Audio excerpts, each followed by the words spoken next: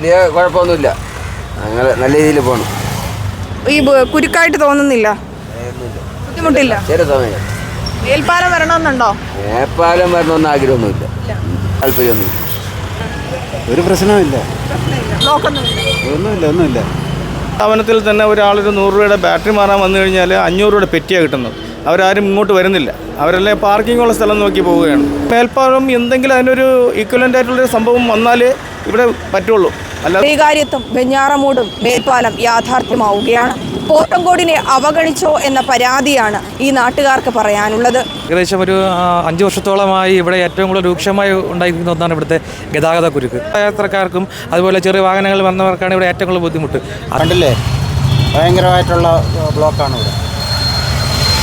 മേൽപ്പാലം വരുമെന്നൊക്കെയാണ് പറഞ്ഞിരുന്നത്. വന്നാൽ നല്ലതാണ്. ശ്രീകാര്യത്ത് വെഞ്ഞാറമൂട് യാഥാർത്ഥ്യമാവുന്നു. പോത്തങ്കോടിനെ അവഗണിച്ചെന്ന് തോന്നുന്നുണ്ടോ? അവഗണിച്ചിട്ടൊന്നുമില്ല, വരണം, വന്നാൽ നന്നായി. ഒരു 10 വർഷം കഴിയണം ഇങ്ങനെ ഇത് വരത്തില്ല. മേൽപ്പാലം വരത്തില്ല, പിന്നെ എങ്ങനെയാണെന്ന് അറിയില്ല. എല്ലാ രാഷ്ട്രീയക്കാരും പറയണേ ഇപ്പോൾ വരും ഒരിക്കലും വരില്ല. പോത്തങ്കോട് എപ്പോഴും ബ്ലോക്കാണ്. ഒരു 12 മണി കഴിയുന്നേരം ബ്ലോക്കാണ്. വരണം, വന്നാലേ ശരിയാവുള്ളൂ.